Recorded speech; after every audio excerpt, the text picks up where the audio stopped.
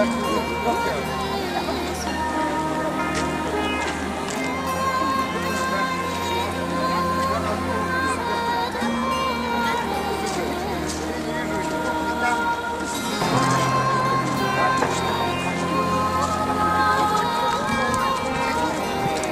это соляная глыба.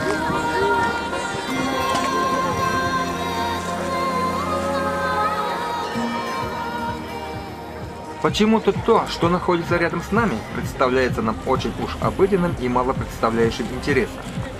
Наша Родина, Россия, очень богата разнообразием природы. Ну как? Это на первый взгляд кажется, что интересное и оригинальное находится где-то далеко и нам недоступно. Это ошибочное мнение. Все замечательное и восхитительное находится рядом с нами. Давайте побываем в городе Солилецкий, что находится в Оренбургской области. Он, правда, мало похож на современный и бурно развивающийся город, но его изюминкой являются знаменитые соленые озера, где человек не тонет и где, лежа в воде, можно читать газеты. Самая соленая из них называется «Развал». Концентрация соли в ее водах на 1 литр составляет 330 граммов. Для сравнения, в Черном и Средиземном морях составляет всего лишь 18-30 граммов, а в знаменитом Мертвом море составляет 315 граммов. Глубина этого озера 18 метров. Видимо, из-за большой глубины и объема она прохладнее всех остальных озер. Второе озеро не по значению, а просто по списку идет озеро Дунина. Вообще, из-за того, что в этих озерах не тонешь, глубина здесь не имеет никакого значения. В этом озере есть острова и много неглубоких мест. К вечеру вода так сильно прикрывается, что так до метровой глубины вода кажется парным молоком и испытываешь поистине блаженство.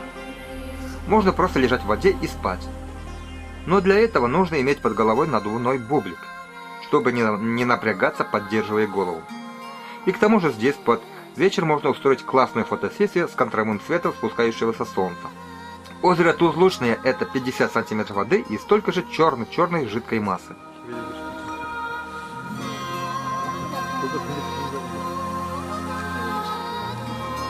То есть грязь, которая является полезной для лечения.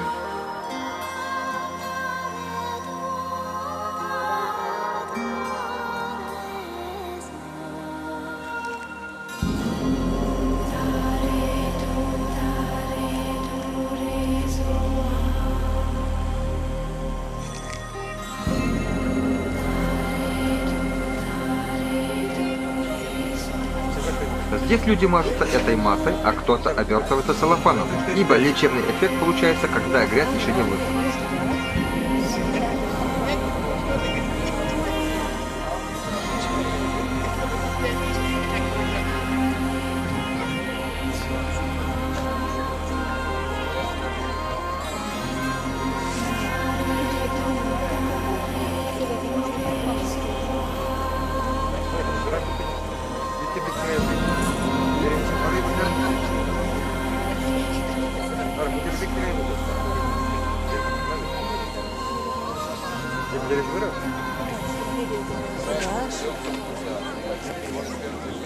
Şamış alır gayet gülmeli. Kim olacak ya?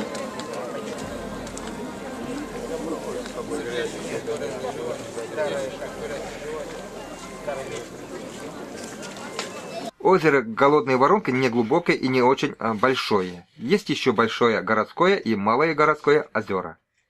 В этих двух почти не купается. Все эти озера обнесены забором, и туда можно попасть через платные проходные, которых насчитывается 4. В обычные рабочие дни вход стоит 100 рублей, в субботу и воскресенье 150 рублей. После 9 часов вечера цена падает на 50 рублей и составляет, соответственно, 50 рублей в обычные и 100 рублей в выходные дни. Так что есть смысл задуматься приехать сюда в понедельник с тем, чтобы на 10-дневный отдых не попались 4 выходных дня. 50 рублей оно бы вроде ничего, но когда у вас 5 человек, за 4 выходных на одного набирается 200 рублей, а с 5 это уже будет целая 1000. К сведению, для ветеранов труда федерального значения вход бесплатный. На территории озер есть множество кафе и голодным точно не останешься. Туалеты и душевые тоже имеются, но в душевых вода холодная, и поэтому здесь задерживаются в основном закаленные или здоровые. По этой причине тут весело орут и пляшут. Заряжаешься этим настроением, шагаешь под душевую лейку, ускоряешься для быстрого завершения омовения и пробкой вылетаешь оттуда. Есть душевые кабины с теплой водой, но они за день. Какая там стоимость, мы не интересовались. Есть небольшой адрес побережья, озеро Развал, который сдается за день, где народу было совсем мало. Так что в Солилецке есть условия для всех слоев населения отдыхающих. За пределами ограды есть еще одно озеро под названием Новое. На информационном вестнике показано, что там можно купаться. Но мы не проверяли, каково свойства там вода, соленая или пресная, поэтому не знаем тоже. Проходя мимо, каждый раз наблюдали, что там никто не купается. Человек – коллективное существо, где все туда и мы. Да, пресная. Прохладненькая. От соленой воды устаешь. Хочется в обычной пресной воде искупаться. Такая возможность тоже есть. На восточной стороне от расположения озера Дунино, за оградой, Шикарное чуть место. дальше речки, есть небольшое лесное озеро. В середине озера глубина достигает почти 3 метров. У берега песчаное дно. Для тех, кто еще не умеет плавать, пространства поплескаться в воде хватает. Вокруг озера растут камыши, живописные окрестности может организовать шикарную фотосессию. Вода здесь имеет привкус минеральной воды. Возможно, со временем вода здесь тоже станет соленой. Прозрачность не очень, но...